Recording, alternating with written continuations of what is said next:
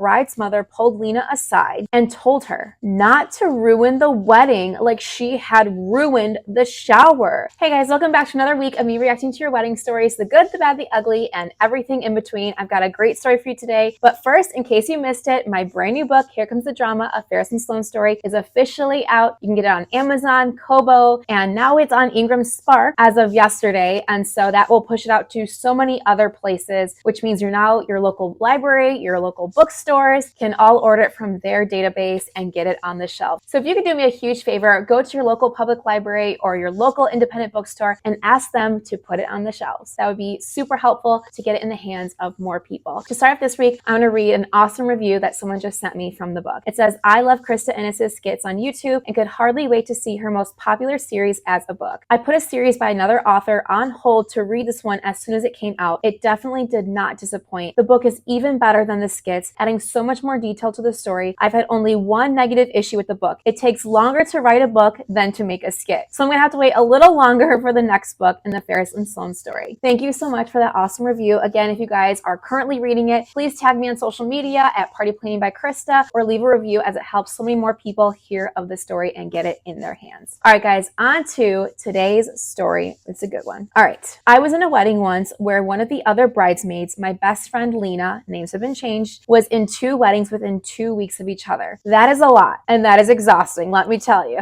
One of them was her sister's, and they had a strained relationship. At the bridal shower, Lena saw how loving and supportive the bride's family was towards her. It made her emotional because her own family wasn't like that. She quietly slipped off to the bathroom to cry so no one would notice her. One of the bride's cousins found her, comforted her, and while they were talking, the bride walked in. Yikes. Okay, so the person sending this is more kind of like an outsider looking in. She's not a part of either of the weddings, it sounds like. Her friend was a bridesmaid in a friend's wedding and her sister's wedding. Okay, so the bride's cousin walked in and found her, then the bride walked in. I'm guessing it's not her family. Okay, yeah, so she's emotional about the fact that everyone's being so nice and supportive with her, so it's not her family. The bride walked in, she completely flipped out on Lena for crying at her shower. See, I mean, I get it, like you don't want someone to like make the day about them, whatever, but like there's a difference between like being a victim at someone's wedding and being like, oh my gosh, everyone come comfort me, and then someone sneaking away and just feeling emotional about it, because that's very normal. It's a very normal and natural thing to be like overwhelmed with no emotion, especially if she has a strained relationship with her own sister, right? It says, later as we were leaving, the bride's mother pulled Lena aside. I was with her since I was driving her home. Okay, so she is a friend of whoever this is, and told her not to ruin the wedding like she had ruined the shower. Could you imagine? Also, like, if this is one of your best friends that's a bridesmaid in your wedding, a part of your special day, wouldn't you be a little, like, concerned or like, hey, are you okay? I would never be so offended that I would say, you ruined my shower, you ruined my day. Like, she snuck off. It's fine. It's not a big deal. She's not, like, crying in the middle of the room, like, telling everyone to, like, not focus on the bride and focus on her. I just can't imagine. I would be more concerned. Like, if one of my best friends were upset and crying at my shower or bachelorette or wedding or something, I'd be like, are you okay? Can I help you? After I dropped Lena off, I called the bride to say I didn't think what she or her mom said to her was fair. The bride responded by saying Lena had stolen all of the attention on her special day, even though it was just one cousin comforting her in private, and that she was kicking Lena out of the wedding party, and she actually did. Okay, this is a problem. There are so many things that we don't know about their relationship, but the fact that this is her friend, she wanted her in the wedding, why would that one little thing, their relationship already had to be strained, because again, any of my best friends did that, were emotional, I'd be like, are you okay? That's my first thought. I'm not like, oh my God, how dare you show emotion? I'm also a very emotional person, so I understand emotions. I understand people have emotions. There are some people that are not very emotional in the tear sense. Angry people are emotional this in a different way, that they cannot understand why someone would have tears in their eyes. Like, I cry at everything. I cry at happy things, sad things, stressful things, when I'm overwhelmed with emotion, you know, it just happens. That's part of who I am. But I cannot imagine getting so mad that someone ruined your day that you kick them out of your wedding when one cousin just comforted. I don't know. I feel like I'm either missing something of the story or there was already a very strained relationship. And the bride, she doesn't have a name, so we'll just call her the bride. The bride either secretly already didn't like something about her, which why would you have her in your wedding? Or she was just waiting for that moment. And then you wonder what she told her mom to like have her confront her and be like, don't ruin my daughter's wedding. Oh gosh, honestly, Lena was the lucky one. The bride was wealthy and chose such expensive things that being in her wedding put me and at least one other bridesmaid into debt.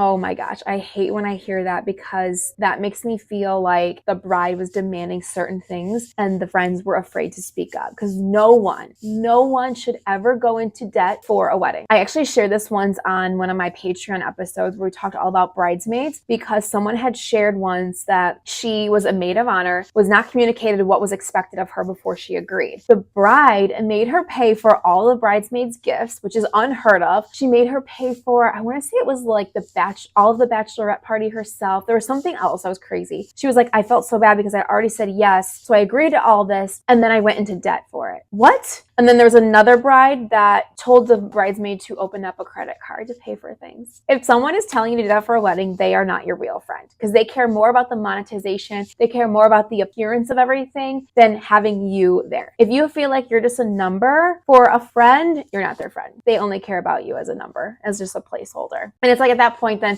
you're spending all this money, the wedding's over, they're never going to call you. You're never going to have that relationship because you're going to be holding that. You're going to be thinking about that. They're going to be thinking about it. It's just not going to play out well. Oh my gosh. Okay. Also, one of the other bridesmaids, Sarah, had given birth just a few months before the wedding. She planned to leave the reception around 11 p.m. Props. I think I went to one wedding when my daughter was little, and the only reason we agreed to go is because it was in the same town that my husband's parents lived in. So we knew I could just like run there, and I was still nursing her. So like I could just like go there and like help out, and then I'd go back to the wedding, and it was literally like 10 minutes down the road. Other than that, I probably wouldn't have. I know everyone's different. Some friends have gone to weddings with a newborn baby, and props to them. That's amazing. But any bridesmaid that agrees to go that soon, that's amazing. That's a real friend. Not saying if you stay at home, you're not. I'm just saying, like, okay, so she had planned to leave the reception around 11 p.m. instead of midnight to relieve her parents, who were watching her newborn. Very reasonable. The bride and her mother screamed at her in front of all of the guests for ruining the bride's day by leaving 1 hour early. What's going to happen between 11 and 12 that's going to be so amazing that she can't miss? She was there the whole day, probably there for at least 12, 13, 14 hours. Because if you're getting your makeup done, your hair done, you're usually there by like at the latest 8 o'clock in the morning. And then when all of that starts. But can you imagine the audacity? I'm really wondering if the Lena girl still went to the wedding after she was kicked out. Because I don't think it depends on the relationship. But if someone treated me that way and just suddenly cut me out, I don't know if I could go to the wedding and like be like excited and happy. And the fact that the mom even came after her and was like, don't ruin my daughter's day, I'd be like, I don't even want to go because you're going to make me feel bad if I even shed a tear. And I'd be like on guard the whole time. And that just takes the fun out of all of it. So I don't know. Tell me what you guys think. What would you guys do in this situation? Would you show up at the wedding, or would you just be like, bye, sayonara? All right, guys, that's all I have for this week. Thank you so much for tuning in with me. Again, my book is now available. I'm so excited for you guys to read it. Please keep tagging me. I love hearing guys' thoughts, your first reactions to the story, and so much more. I got a lot more exciting things coming out for you. The audiobook is set to come out in the next month or two. I don't have exact dates yet, but we're working on it. All right, guys, that's all I have. Thanks for hanging out with me, and I'll see you guys next time. Bye now.